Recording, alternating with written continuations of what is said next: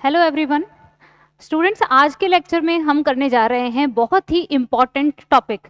Student biology के 11th class के students या फिर जितने भी नीट एस्पिरेंट्स के स्टूडेंट हैं उनके लिए ये लेक्चर बहुत ही बेनिफिशियल साबित होने वाला है, जिसमें मैं आपको स्ट्रक्चर बताऊंगी प्लाज्मा मेम्ब्रेन के फ्लूइड मोज़ेक मॉडल के बारे में। इससे श्योर क्वेश्चन बनता है हर नीट एग्जाम के अंदर। जैसा कि आप जानते हैं इस चैप्टर के अंदर जो है वो 6 से 7 क्वेश्चन कंफर्म है, जिसमें से फ्लूइड मोज़ेक मॉडल के ऊपर 1 या 2 क्वेश्चन डेफिनेटली आता है।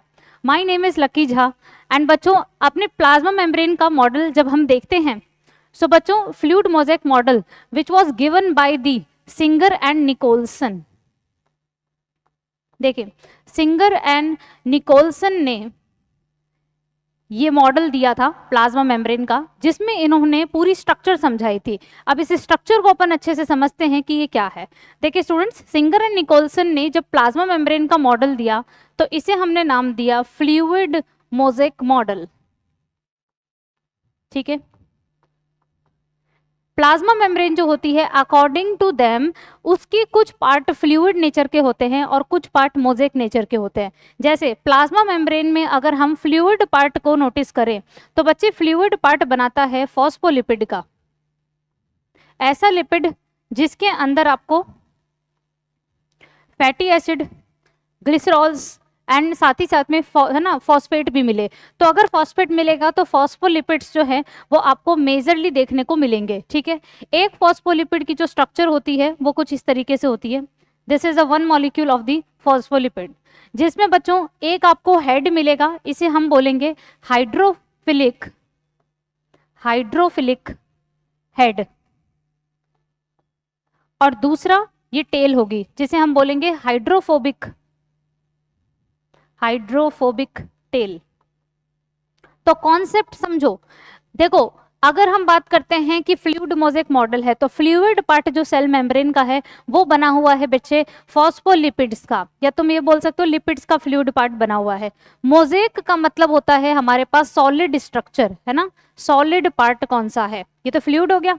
तो बच्चे solid part it is made up of many proteins, ये प्रोटीन से मिलकर बना हुआ पार्ट होगा, ये बात आप ध्यान रखिएगा। तो बेसिकली जो सेल मेम्ब्रेन है according to Singer and Nicolson वो लिपिड्स यानी फॉस्फोलिपिड्स और प्रोटीन की बनी हुई होती है। अगर हम इनका परसेंटेज बात करते हैं सो बच्चों ध्यान रखना, आरबीसी मेम्ब्रेन है, जैसे मान लो आपकी रेड ब्लड कॉर्पसल्स है, इसकी अगर अपन प्लाज्मा मेम्ब्रेन की बात करते हैं सो इसमें आपको 52% के अराउंड प्रोटीन का परसेंटेज मिलेगा और 40% के अराउंड जो है वो आपको लिपिड्स मिलेंगे। लिपिड्स में आप जो है फॉस्फोलिपिड रख सकते हैं। थोड़ा बहुत जो परसेंटेज है सम अमाउंट यानी 2 to 8% के अराउंड इसमें मिलेगी बेटा शुगर। ठीक है, इसमें आपको प्रेजेंट मिलेगी शुगर, क्योंकि अगर प्रोटीन आ रहा है, लिपिड आ रहा है तो शुगर किससे पीछे रह सकता है।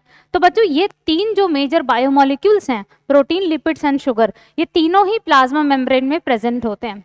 लेकिन इनका जो परसेंटेज है वो वेरी कर सकता है, लेकिन मोस्टली ऐसा बोलते हैं कि प्रोटीन का परसेंटेज, लिपिड का परसेंटेज है ना, ये थोड़ा ज़्यादा ही रहता है, मतलब बहुत ज़्यादा रहता है एज कम्पेयर टू शुगर। अब स्टूडेंट्स ये बात आप ध्यान रखना, प्लाज्मा मेम्ब्रेन जो होती है इसके कुछ नेचर हैं। जैसे समझो, अगर हम बात करते हैं कि what is the function of plasma membrane, ठीक है, अगर हम फंक्शंस की बात करते हैं तो बच्चों ध्यान रखना, जैसे आपकी किसी भी सेल की प्लाज्मा मेम्ब्रेन है तो प्लाज्मा मेम्ब्रेन लिविंग मेम्ब्रेन है ना। अगर आपको किसी भी सेल को लिविंग कहना है तो ये बात ध्यान रखना, प्लाज्मा मेम्ब्रेन का होना बहुत जरूरी है। ठीक है, तो मतलब ये एक तरीके से लिविंग सेल का कैरेक्टरिस्टिक है। तो हम बोल सकते हैं कि it is a living membrane. Alright, living membrane है। बच्चों इसका मेजर जो फंक्शन होता है वो होता है ट्रांसपोर्टेशन अक्रॉस द सेल। जैसे समझो, एक सेल के अंदर कौन सा मॉलिक्यूल एंटर करेगा, कौन सा मॉलिक्यूल बाहर जाएगा। ठीक है, इस चीज का ट्रांसपोर्टेशन का जो पूरा रेगुलेशन है वो प्लाज्मा मेम्ब्रेन करती है। तो इसका मेजर फंक्शन जो है ये हमारे पास क्या हो रहा है, तो हमारे पास हम बोल सकते हैं ट्रांसपोर्टेशन ऑफ मटेरियल्स। ठीक है, ट्रांसपोर्टेशन ऑफ मटेरियल्स ये करवाती है। तो इसमें हम ये फंक्शन जो है वो अच्छे से पढ़ सकते हैं। इसको मैं और एलैबोरेट करके आपको समझाती हूँ कि ये ट्रांसपोर्टेशन कैसे करती है। बहुत ही अच्छे से समझना ट्रांसपोर्टेशन इसमें किस टाइप का देखने को आपको मिलेगा। देखो बच्चों, इसमें आप 2 पॉइंट पढ़ते हो। एक पढ़ते हो एंडोसाइटोसिस, एंडोसाइटोसिस, ठीक है। एंडो का मतलब होता है इनसाइड। जब सेल के अंदर कोई चीज आती है तो अपन बोलते हैं उसको एंडोसाइटोसिस, ठीक है, एंडोसाइटोसिस। और सेल से अगर बाहर कोई चीज एग्जिट हो रही है, कोई मॉलिक्यूल एग्जिट हो रहा है, तो हम उसे बोलेंगे एक्सोसाइटोसिस, ठीक है। तो बड़ा ही सिंपल सा फंडा है। देखो हमने बोल दिया कि हमने यहाँ पर मार्क किया, मान लीजिए एक सेल है और इस सेल के अंदर कोई पार्टिकल एंटर कर रहा है, एंडोसाइटोसिस। तो अंदर अगर बेटा कोई मॉलिक्यूल आ रहा है तो दिस इज कॉल्ड एंडोसाइटोसिस। मान लो ये मॉलिक्यूल आ गया है ना, ये मॉलिक्यूल आ गया और ये मॉलिक्यूल है सॉलिड। कोई सॉलिड पार्टिकल सेल के अंदर आ सकता है या फिर बच्चे कोई लिक्विड पार्टिकल भी सेल के अंदर आ सकता है, ठीक है, लिक्विड भी एंटर कर सकता है। लेकिन एंटर कर रहे हैं ना अगर सेल के अंदर, तो इसका मतलब है कि this is called the endocytosis method. अब पॉइंट समझना, अगर सॉलिड एंटर कर रहा है तो हम उसे बोलेंगे फैगोसाइटोसिस, ठीक है। क्या कहोगे? फैगोसाइटोसिस। यहाँ बेटा टर्म आती है, अगर intake of the solid particle है so this will called as phagocytosis. Solid particle कुछ भी हो सकता है, कोई फूड पार्टिकल हो सकता है, कोई बैक्टीरिया हो सकता है, या समथिंग एल्स, कोई पैथोजन हो सकता है जो सेल के अंदर एंटर कर रहा है। तो कोई भी अगर सॉलिड पार्टिकल सेल के अंदर आएगा तो फैगोसाइटोसिस। और लिक्विड, लिक्विड को अपन क्या करते हैं बेटा? पीते हैं, बोलते हैं ना लिक्विड पीते हैं, तो अपन इसके लिए नाम देंगे, इसकी एंट्री जो है बच्चों, इसे पीनोसाइटोसिस कहोगे आप, पीनोसाइटोसिस कहोगे, है ना। लिक्विड को पीते हैं, पीनोसाइटोसिस हो जाएगा, ऑलराइट। फिर उसके बाद बच्चे अगर हम बोलते हैं एक्सोसाइटोसिस, एक्सोसाइटोसिस यूजुअली जब बाहर जब भी कभी एग्जिट कराई जाती है किसी मॉलिक्यूल को सेल से, वो काइंड ऑफ लिक्विड ही होता है। तो बच्चा जब भी कभी बाहर जा रहा है कोई मॉलिक्यूल सेल से, सो इसका मतलब है इसको हम एक्सोसाइटोसिस बोलेंगे, ऑलराइट। तो प्लाज्मा मेम्ब्रेन ने क्या काम किया? It is a living membrane, it transport of materials, alright. अब बच्चों देखो, इसी के साथ साथ it also provide the shape of the cell, provide shape to the cell. Cell को बच्चे ये शेप भी प्रोवाइड करवाती है, ये बात आप ध्यान रखना, ऑलराइट। अब बच्चों मैं थोड़ा सा आपको ट्रांसपोर्टेशन के बारे में और अच्छे से समझाऊंगी एक डायग्राम से, ठीक है। उससे पहले हम एक कॉन्सेप्ट समझते हैं, जस्ट लाइक दिस। ये डायग्राम है अपने पास में, बहुत ढंग से देखना। देखो बच्चों, एक मेथड होता है जिसको हम बोलते हैं diffusion method, diffusion method. Diffusion का मतलब होता है जब भी कभी प्लाज्मा मेम्ब्रेन के थ्रू, ठीक है, प्लाज्मा मेम्ब्रेन क्या करती है? हर मटेरियल को अलग अलग तरीके से ट्रांसपोर्ट करवाती है। कुछ मटेरियल को ये डिफ्यूजन प्रोसेस से ट्रांसपोर्ट कराती है, कुछ सब्सटेंस को ये ऑस्मोसिस मेथड से ट्रांसफर करवाती है, ठीक है। ये सारे मेथड हैं बेटा ट्रांसपोर्टेशन के, डिफ्यूजन मेथड, ऑस्मोसिस मेथड। एक आएगा आपके पास में एक्टिव ट्रांसपोर्ट, कभी कभी प्लाज्मा मेम्ब्रेन के अक्रॉस बेटा एक्टिव ट्रांसपोर्ट होता है।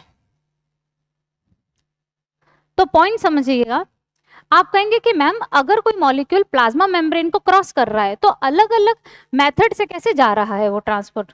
तो बच्चों इस बात का ध्यान रखें, मॉलिक्यूल की जो नेचर होती है वो अगर प्लाज्मा मेम्ब्रेन के नेचर से मैच कर जाए, ठीक है, तो वो सिंपल डिफ्यूजन प्रोसेस करवाएगी।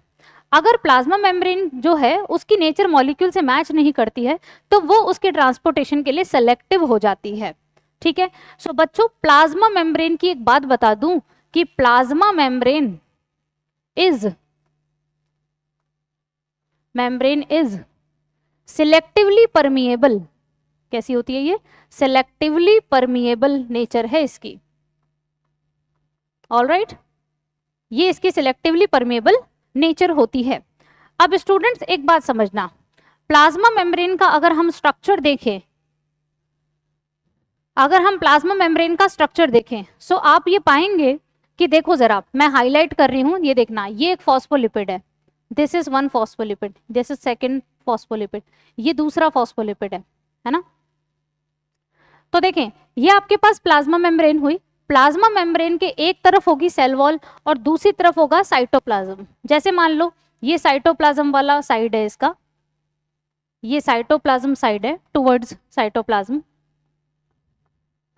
और ये हो गया टुवर्ड्स सेल वॉल, ठीक है, सेल वॉल। अगर सेल वॉल है, जैसे प्लांट सेल है, सेल वॉल है तो सेल वॉल की तरफ हो गया, अगर एनिमल सेल है तो सीधा सराउंडिंग हो गई, ठीक है, सेल मेम्ब्रेन के बाहर और कुछ भी नहीं होता। तो बच्चों आप पॉइंट समझना, जब भी कभी आप एक सेल को देखोगे, सेल मेम्ब्रेन को, तो उसमें आपको फॉस्फोलिपिड जो है वो इस तरीके से बाई लेयर के फॉर्म में मिलेंगे। ये दिस वन, ये फॉस्फोलिपिड बाई लेयर के फॉर्म में है, जिसमें बच्चों जो हेड वाला पोर्शन है वो हमेशा आउटर रीजन पर होता है, ठीक है, हेड वाला रीजन हमेशा आउटर पोर्शन पे होगा, और जो टेल है, टेल अंदर की तरफ होती है और इसे ये हमेशा इनर रीजन की तरफ होगी, तो हम इसे बोलते हैं फॉस्फोलिपिड बाईलेयर, ठीक है। तो फॉस्फोलिपिड अगर अरेंज होंगे तो फॉस्फोलिपिड हमेशा बाईलेयर के फॉर्म में अरेंज होंगे, ये बात आप ध्यान में रखिएगा, है ना, बाईलेयर है इसकी। इसी के साथ आप देखो जरा, ये बीच में आपको बड़े साइज की प्रोटीन्स मिल रही है, देखो बच्चे ये प्रोटीन है, इसको अलग कलर से मार्क करते हैं, दिस वन, ये हमारे पास हो गई प्रोटीन, ये प्रोटीन है, ये प्रोटीन है, कुछ बाहर साइड पे भी प्रोटीन है, इस तरीके से आपको दिख रही है, ठीक है। सो बच्चों 2 kinds of proteins are found in the plasma membrane. कौन कौन सी है, देखो एक आप देख पा रहे हो जो अंदर की तरफ है प्लाज्मा मेम्ब्रेन में प्रोटीन, देखो अंदर की तरफ ये बड़ी प्रोटीन है, ये भी है, ये छोटी प्रोटीन भी अंदर की तरफ है, ये बड़ी प्रोटीन है। एक प्रोटीन है जो आउटर साइड पर है ओनली, ठीक है। सो स्टूडेंट्स पॉइंट समझो, अगर आपसे ये पूछा जाए कि सेल मेम्ब्रेन के अंदर लिपिड कौन से होते हैं, तो फॉस्फोलिपिड्स होते हैं, कौन से होंगे, फॉस्फोलिपिड्स होंगे। इसमें भी मेनली आपको मिलेगा लिपिड्स में ये आगे फॉस्फोलिपिड्स, इसी के साथ इसमें आपको मिलेगा फॉस्फोग्लिसरेल्डिहाइड, फॉस्फोग्लिसराइड, फॉस्फोग्लिसराइड आपको मैक्सिमम इसमें देखने को मिलता है। तो लिपिड में बेटा फॉस्फोलिपिड सबसे ज्यादा होते हैं, थोड़ा बहुत जो अमाउंट है लिपिड के अंदर वो ध्यान रखना कोलेस्ट्रॉल का भी होता है, थोड़े थोड़े आपको बीच बीच में, जैसे मान लो मैंने यहाँ बना दिया, यहाँ बना दिया, सम कोलेस्ट्रॉल कैन ऑल्सो प्रेजेंट, ठीक है। तो यहाँ पर बच्चे एक बात ध्यान रखना कि आपको प्लाज्मा मेम्ब्रेन में कोलेस्ट्रॉल भी देखने को मिल सकता है। Cholesterol is also a kind of lipid. तो लिपिड कितने हो गए, फॉस्फोलिपिड हो गए, कोलेस्ट्रॉल हो गया 2। कोलेस्ट्रॉल जो होता है ये हीट स्टेबिलिटी देता है प्लाज्मा मेम्ब्रेन को, और मेजर स्ट्रक्चर फॉस्फोलिपिड की बाईलेयर बनाती है। अब आते हैं प्रोटीन कंटेंट पर, प्रोटीन कितना होता है इसके अंदर, कौन से, देखो बच्चों ऑन द बेसिस ऑफ, अगर हम बात करें on the basis of ease of extraction, ease of extraction मतलब हम कितनी आसानी से प्रोटीन को सेल मेम्ब्रेन से सेपरेट कर सकते हैं, निकाल सकते हैं, उस बेसिस पर, एक्सट्रैक्शन के बेस पर प्रोटीन 2 टाइप के होते हैं। आप जरा अच्छे से देखना, कुछ प्रोटीन बेटा बीच में इम्बेडेड है, बीच में, है ना, भले ही देखो ये फुल्ली इम्बेडेड है बड़ी वाली प्रोटीन, ये छोटी वाली देखो ये है ना हाफ इम्बेडेड है, तो ये तो हो गई अंदर वाली प्रोटीन्स, इंट्रीगल प्रोटीन्स है। सो बच्चों देखो ये आपसे क्वेश्चन पूछा जा सकता है कि प्रोटीन को हम कितने पार्ट्स में डिवाइड करते हैं, तो प्रोटीन को हम 2 पार्ट में डिवाइड करते हैं, और किस बेसिस पे करते हैं, on the basis of ease of extraction, ठीक है।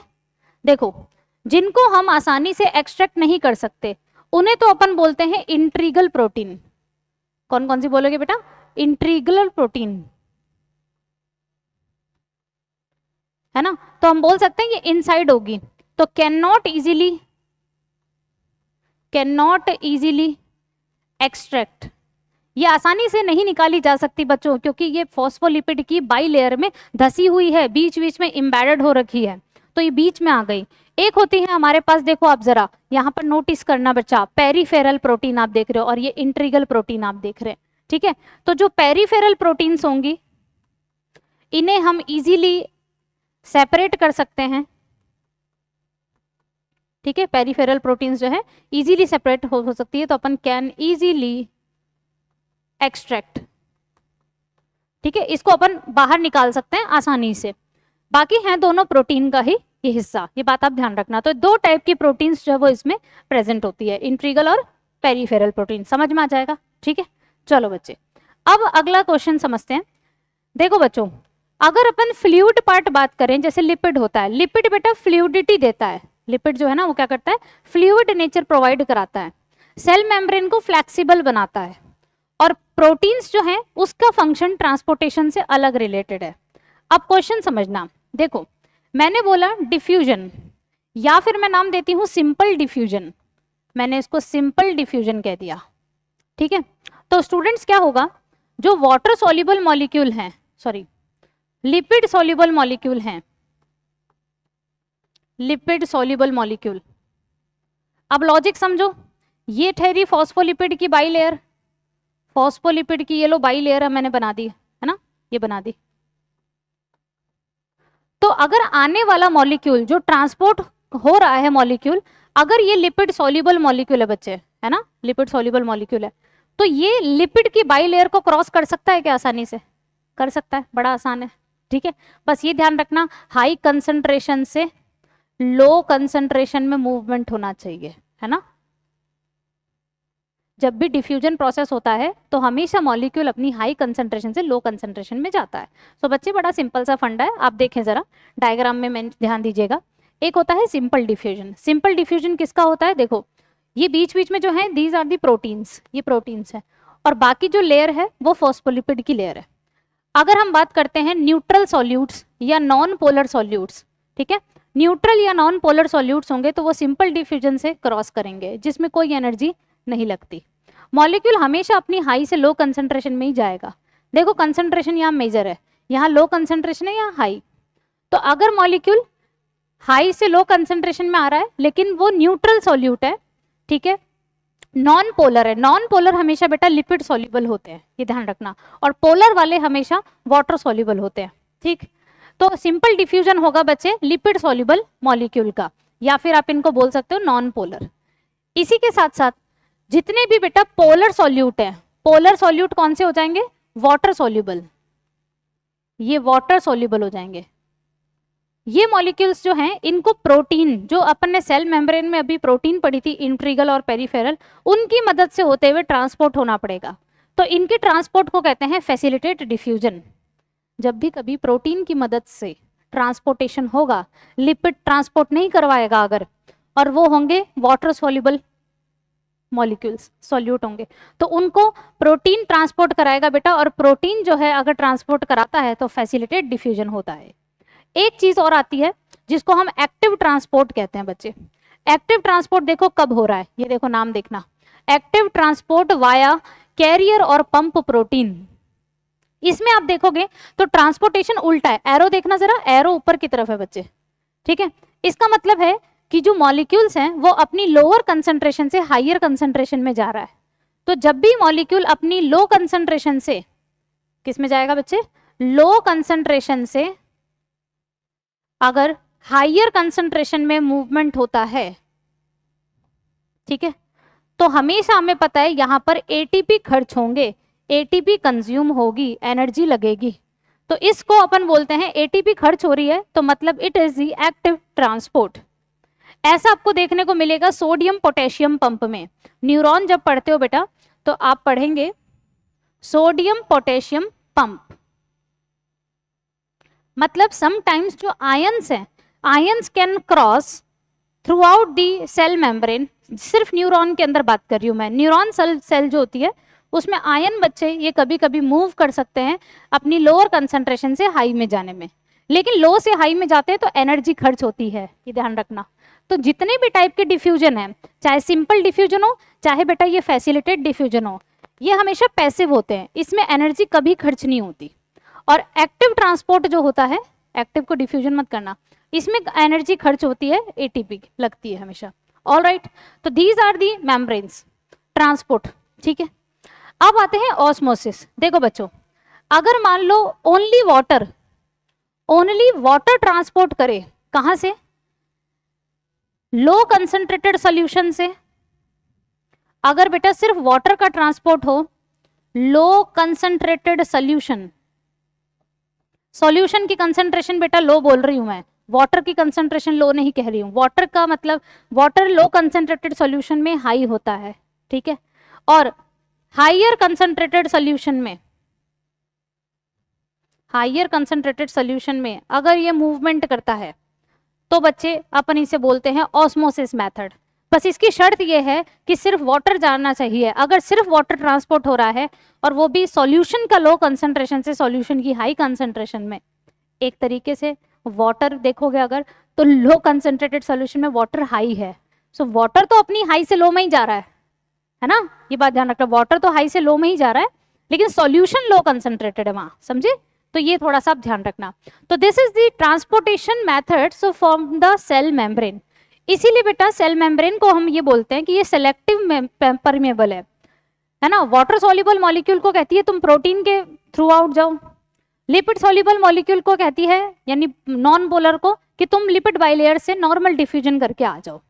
वाटर को कहती है ऑस्मोसिस से आओ, समझे? आयंस को कहती है तुम कभी कभी एक्टिव ट्रांसपोर्ट भी कर सकते हो। आ गई बात समझ में? ये टॉपिक हमारे पास क्लियर हो जाएगा। अब हम बच्चों आगे बढ़ते हैं इसके कुछ क्वेश्चंस पर। अब मैं आपको कुछ क्वेश्चंस बताने जा रही हूँ इसके। सो देखें हमारे पास में सबसे पहला क्वेश्चन ये आता है कि the model given by Singer and Nicolson, Singer और निकोलसन ने बेटा मॉडल दिया था, वाज कौन सा मॉडल था? फ्लूइड मोज़ेक मॉडल था बेटा। तो फ्लूइड मोज़ेक मॉडल देखो 2 में दे रखा है। अब ये कहता है प्लाज्मा मेम्ब्रेन का, लेकिन कौन से ईयर में दिया था? तो बेटा ईयर याद रखना है 1972 में दिया था। ये आपके नीट एग्जाम के लिए एनसीईआरटी का बहुत जरूरी टॉपिक है बच्चे, ठीक है। एनसीईआरटी के सभी टॉपिक्स को हम पढ़ेंगे, बस हमारे चैनल से जुड़े रहो बच्चों और पूरे साल की 2027 के नीट एग्जाम के लिए प्रिपरेशन में लग जाइए। अगला क्वेश्चन क्या कहता है? Plasma membrane is, plasma membrane कैसी होती है? Semi permeable and symmetric. नहीं बेटा, पहली बात देखो आपने उसमें देखा बीच में प्रोटीन है, फॉस्फोलिपिड बाइलेयर है ना, प्रोटीन कुछ एम्बेडेड है हाफ, कुछ फुल्ली एम्बेडेड है, तो सिमेट्रिक तो नहीं है, एसिमेट्रिक है। और सेमी परमेबल नहीं, सिलेक्टिवली परमेबल है। तो आ जाओ, परमेबल को कट कर दूंगी, सेलेक्टिवली परमेबल पे मैं जाऊंगी। इलास्टिक होती है, यस इलास्टिक होती है। एसिमेट्रिक होती है, यस होती है। तो सेकंड आंसर करेक्ट है। विद मोनोलेयर फॉस्फोलिपिड, बेटा मोनोलेयर ना होके फॉस्फोलिपिड की कितनी लेयर होती है? बाई लेयर प्रेजेंट होती है, ठीक है। तो इसीलिए फोर्थ ऑप्शन गलत हो गया अपने पास। अगला क्वेश्चन कहता है depending on the dash membrane protein can be classified as the integral and the peripheral. अभी पढ़ा था कि प्रोटीन को हम जो है किस बेसिस पर इंट्रीगल और पेरिफेरल बोलते हैं। तो बेटा जो प्रोटीन होता है उसको ईज ऑफ एक्सट्रैक्शन के बेस पर बोलते हैं कि हम कैसे उनको आसानी से निकाल सकते हैं। इंट्रीगल को आसानी से नहीं निकाल सकते, एक्सट्रैक्ट नहीं कर सकते, और पेरिफेरल को इजीली एक्सट्रैक्ट कर सकते हो। तो ईज ऑफ एक्सट्रैक्शन के बेस पर ये 2 टाइप की होती है। पहला ऑप्शन सही है। अगला question, cell membrane is composed of. बच्चे सेल मेम्ब्रेन किसकी बनी होती है? अभी पढ़ा था, फॉस्फोलिपिड की, प्रोटीन की और थोड़ी बहुत शुगर। शुगर जो होती है वो सेल रिकॉग्नाइजेशन का काम करती है। देखो प्रोटीन्स और सेल्यूलोज की होती है? नहीं, प्रोटीन्स एंड फॉस्फोलिपिड की होती है, ये भी सही है। और भी देख लो, इसने सम कार्बोहाइड्रेट भी लिखा है, तो ये बात बिल्कुल करेक्ट है। सेकंड ऑप्शन भी सही बैठ सकता है आपका, लेकिन उसमें शुगर का इसने बिल्कुल जिक्र नहीं किया। कुछ अमाउंट बेटा शुगर का होता है, कार्बोहाइड्रेट का कुछ परसेंटेज होगा। इस चीज को हम अगले क्वेश्चन में और अच्छे से देखेंगे। देखो क्वेश्चन कहता है ये फॉस्फोलिपिड है ना, इसमें पोलर हेड कहा है, नॉन पोलर टेल बोली है।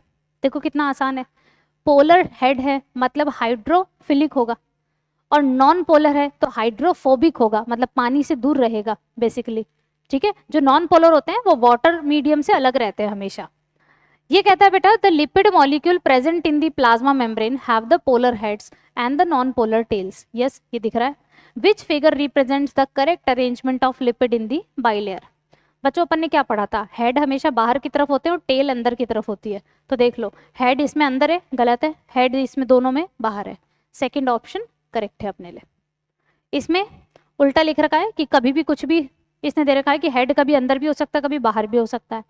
अरेंजमेंट जो है ना, वो अरेंजमेंट आपको ऐसा ही देखने को मिलेगा, head towards the outer side, tail towards the inner side. चलो अगला क्वेश्चन कहता है which of the following statement is the incorrect about the plasma membrane. बच्चे इनकरेक्ट बताना है आपने। पहला कहता है ये the ratio of the protein and lipids varies considerably in the different types, कि अलग अलग सेल होगी तो उसमें प्रोटीन और लिपिड का जो परसेंटेज है वो वेरी करेगा, बिल्कुल करेगा। प्लाज्मा मेम्ब्रेन के लिए 52% अपन ने बोला, 52% प्रोटीन है, 40% लिपिड है, बट वो सारी एंटायर सेल के लिए सही नहीं है बच्चे। तो ये बात तो सही है, इनकरेक्ट आपको देखना है, आपको इनकरेक्ट देखना है, ठीक है। देखो अगला कहता है 52% proteins are present in the membrane of the human RBCs, ये भी सही है। The arrangement of protein and the lipids is the, protein और लिपिड का अरेंजमेंट कहता है कि लिपिड प्रोटीन, प्रोटीन लिपिड है, मतलब on the outer side lipid है और कह रहा है सेंटर में प्रोटीन्स है। क्या ये सही बात है? बिल्कुल सही बात है। अगला है the head of the phospholipid is hydrophilic, ये भी बात सही है बच्चे। तो एक पॉइंट समझो, हमारे पास ये स्टेटमेंट गलत है, ये स्टेटमेंट सही है। हेड जो होता है वो फॉस्फोलिपिड का क्या है? हाइड्रोफिलिक है, बात बिल्कुल सही। अगर हम ये देखें, इसने बोला है लिपिड प्रोटीन, प्रोटीन लिपिड, तो बच्चों पेरिफेरल प्रोटीन भी तो थी जो आउटर साइड पर थी, तो जरूरी थोड़ी है कि प्रोटीन हमेशा सेंटर में ही होगा, पेरिफेरल भी तो हो सकता है, समझे? So that's why third option is wrong, ठीक है। अगला क्वेश्चन, नेक्स्ट क्वेश्चन कहता है,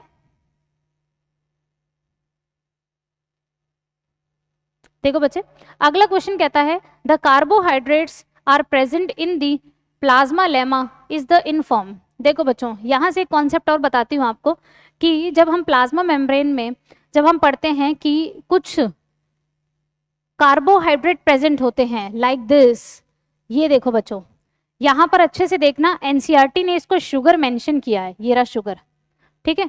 ये आपको अलग से दिख रहा है, ये शुगर दिख रहा है, ये शुगर दिख रहा है, ये भी शुगर है। तो बच्चे शुगर जो होते हैं वो कभी भी फ्री फॉर्म में नहीं होते प्लाज्मा मेम्ब्रेन में। कोई भी सेल ले लो तुम, अपनी आरबीसी सेल ले लो, चाहे तुम हमारी एग सेल ले लो, या ह्यूमन का स्पर्म ले लो, या नॉर्मल सेल ले लो, शुगर कभी फ्री फॉर्म में नहीं होते। शुगर इधर अटैच विद दी प्रोटीन और विद द लिपिड, ये बात आप ध्यान रखना। सो देखो बच्चों अगर शुगर होंगे तो शुगर के लिए वर्ड यूज होता है ग्लाइको, ये शुगर के लिए वर्ड यूज होता है। और ये हमेशा मैंने बोला या तो ये प्रोटीन के साथ जुड़ी होगी या ये लिपिड के साथ जुड़ी होगी। तो देखो इसमें क्या दे रखा है, glycoprotein is the correct answer. अब मैं बता दूं आपको थोड़ा सा कि ये सेल काम करती क्या है, ठीक है। ये जो शुगर है ना ये काम करता क्या है, देखो ग्लाइकोप्रोटीन जैसा होता है, इसका एक और आंसर दे देती हूँ, इसको आप ग्लाइकोलिपिड के फॉर्म में भी देख सकते हो। शुगर दो फॉर्म में सेल मेम्ब्रेन में होती है, ग्लाइकोप्रोटीन के फॉर्म में, ग्लाइकोलिपिड के फॉर्म में, ठीक है। अब स्टूडेंट पूछे अगर कि ये शुगर काम क्या करती है, क्या ये ट्रांसपोर्टेशन करवाती है क्या मेम्ब्रेन में, जैसे लिपिड और प्रोटीन तो करवा रहे थे ट्रांसपोर्टेशन। सो बच्चों शुगर का काम होता है सेल रिकॉग्नाइजेशन का। मैं आपको सिंपल सा कंसेप्ट बताती हूँ, हमारा जो एग सेल होती है यानी जो गैमीट होता है, और स्पर्म जब आता है सेल की सरफेस पर, सो आपने पढ़ा हुआ है कि एग जो है वो स्पर्म को आइडेंटिफाई करता है कि ये मेरी स्पीशीज का है या नहीं है। और जैसे ही वो आइडेंटिफिकेशन पूरा हो जाता है, इन दोनों के बीच में इंटरेक्शन है, ठीक है, यहाँ पर अपन बोलते हैं सेल इंटरेक्शन होता है बेटा, इन दोनों सेल का इंटरेक्शन होता है। और अगर आइडेंटिफिकेशन, स्पर्म की आइडेंटिफिकेशन परफेक्ट हो गई कि हाँ ये ह्यूमन स्पीशीज का ही है, एग है, ह्यूमन का ही स्पर्म है, तो स्पर्म को एंट्री मिल जाती है। अगर ये किसी दूसरी स्पीशीज का होता है या कंपैटिबल नहीं होता है, सिमिलर स्पीशीज के भी काफी बार स्पर्म कंपैटिबल नहीं होते, तो सेल का रिकॉग्नाइजेशन जो करेगा ना वो करेगा बेटा शुगर। इसकी सरफेस पर, एग की सरफेस पर कुछ शुगर मौजूद होगी बच्चों, और स्पर्म की सरफेस पर भी कुछ शुगर मौजूद होगी, और ये शुगर्स आपस में सेल का इंटरेक्शन कराती है, रिकॉग्नाइजेशन कराती है, ठीक है। ये शुगर इधर ग्लाइकोप्रोटीन हो सकती है और ग्लाइकोलिपिड हो सकती है। चलो अगला क्वेश्चन कहता है हमारे पास, according to fluid mosaic model the proposed by Singer and Nicolson, plasma membrane is composed of. Plasma membrane किसकी बनी होती है? ऑप्शन बेटा थोड़े से अलग करे हैं, क्वेश्चन यही सेम पहले भी किया था। सेल्यूलोज, हेमीसेल्यूलोज की? बिल्कुल नहीं, लिपिड का नाम ही नहीं आया। Phospholipid and integrated protein, phospholipid और इंटीग्रेटेड प्रोटीन होती है, बात सही है। Phospholipid extrinsic protein and intrinsic protein, तो बेटर ऑप्शन बेटा ये जा रहा है कि आउटर प्रोटीन भी होती है मतलब एक्सट्रिंसिक और इंट्रीगल प्रोटीन भी होती है, ठीक है। इसमें लिख रखा है हेमी सेलुलोज, तो हेमी सेलुलोज नहीं होता, ये प्लांट की सेल वॉल में होते हैं, सेलुलोज भी और हेमी सेलुलोज भी, ठीक है। So next question is carbohydrates which are present in the cell membrane takes part in. बच्चों कार्बोहाइड्रेट किस में पार्टिसिपेट करता है, सेल रिकॉग्नाइजेशन में करता है। तो हमारे पास देखो सेकंड ऑप्शन सीधा सीधा आ रहा है, सेल रिकॉग्नाइजेशन। ग्लाइकोलिपिड और ग्लाइकोप्रोटीन, जो मैंने अभी एग और स्पर्म वाला आपको समझाया था, जैसे कि भाई एग सेल है, ठीक है, और स्पर्म सेल है। एग और स्पर्म सेल जब एक दूसरे को आइडेंटिफाई करते हैं तो उनकी सरफेस पर मौजूद जो शुगर्स होती हैं बच्चों, इन दोनों की सरफेस पर जो है हमारे पास शुगर मौजूद होती है जो एक दूसरे को आइडेंटिफाई करते हैं, ये बात आप ध्यान रखना, तो वो ग्लाइकोप्रोटीन्स करती हैं। अगला है plasma membrane is fluid structure due to the presence of. बेटा फ्लूइड कौन सा था, एक फ्लूइड बताया था, एक मोजेक बताया था। फ्लूइड लिपिड होता है, मोजेक प्रोटीन होती है। तो हमारे पास में देखो अगर फॉस्फोलिपिड देता तो और अच्छा होता, लेकिन इन्होंने सिर्फ लिपिड दिया है आंसर, तो दिस इज ऑल्सो राइट। अगला क्वेश्चन कहता है the fluid nature of the membrane indicates the function of. Students ये ध्यान रखना, जो फ्लूइड फॉर्म होता है एक लिपिड्स का, वो 3 फंक्शन में हेल्प करता है, एंडोसाइटोसिस में, सेल ग्रोथ में और सेल डिवीजन में। और तीनों ही देखो यहाँ पर आपके पास आ रखे हैं, यानी कि एंडोसाइटोसिस बताया था, सेल के अंदर कोई मटेरियल आ सकता है, सेल ग्रोथ कर सकती है क्योंकि प्लाज्मा मेम्ब्रेन एक्सपेंड हो सकती है, और सेल का डिवीजन भी होता है, ठीक है। नेक्स्ट क्वेश्चन है the sodium potassium pump is an example of. बेटा सोडियम पोटेशियम पंप में क्या होता है, हमें पढ़ा था एक्टिव ट्रांसपोर्ट होता है, जब मॉलिक्यूल अपनी लो कंसंट्रेशन से, जैसे लो कंसंट्रेशन से सोडियम आयन या पोटेशियम आयन मेम्ब्रेन को क्रॉस करते हैं और हाइयर कंसंट्रेशन में मूवमेंट करते हैं, इसमें बच्चे एटीपी कंज्यूम होता है, हमें पता है एटीपी कंज्यूम होगा, ठीक है। तो एक्टिव ट्रांसपोर्ट का ये एग्जाम्पल होते हैं। अगला क्वेश्चन है the injection of the solid food by plasma membrane is. बच्चों सॉलिड पार्टिकल जब इनटेक होते हैं तो फैगोसाइटोसिस होता है, लिक्विड होता है तो पिनोसाइटोसिस होता है। तो इनटेक किसका कर रहे हैं, सॉलिड का, तो phagocytosis is the correct answer. अगला क्वेश्चन कहता है in a fluid mosaic model the plasma membrane upper layer is the non polar and the hydrophilic.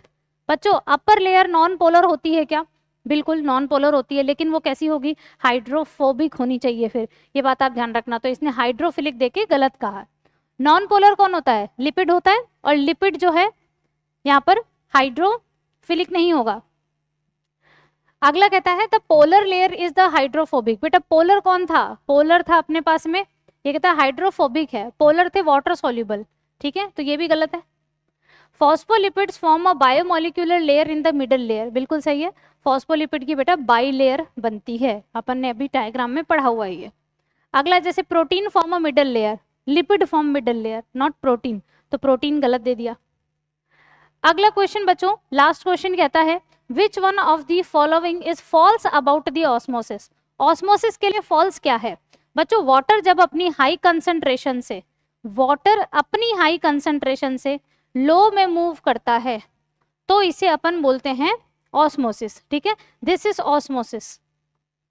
लेकिन जहां वाटर की कंसंट्रेशन हाई होगी वहां सॉल्यूशन की कंसंट्रेशन लो होती है, ठीक है, लेकिन देखा जाए तो वाटर तो अपनी कंसंट्रेशन ग्रेडियंट के अनुसार ही जा रहा है, मतलब डिफ्यूजन ही कर रहा है बच्चों, ठीक है। तो it is a specific form of diffusion, बिल्कुल सही है, it is a kind of diffusion. It refers to the movement of water along the concentration gradient, ये भी सही है। It is a passive movement of water, बच्चों passive मतलब जिसमें एनर्जी खर्च नहीं होती, एटीपी खर्च नहीं होता, और डिफ्यूजन है ये काइंड ऑफ डिफ्यूजन है तो एनर्जी खर्च नहीं होगी, तो ये पैसिव ही होगा। It occurs through the carrier protein and needs ATP, इसने बोला नीड्स एटीपी, बट एटीपी की नीड नहीं होती, तो ये गलत है, आंसर है हमारा 4। So this is all about the plasma membrane structure. और इम्पॉर्टेंट क्वेश्चंस और इम्पॉर्टेंट टॉपिक्स के लिए जुड़े रहिए हमारे चैनल से। Thank you so much.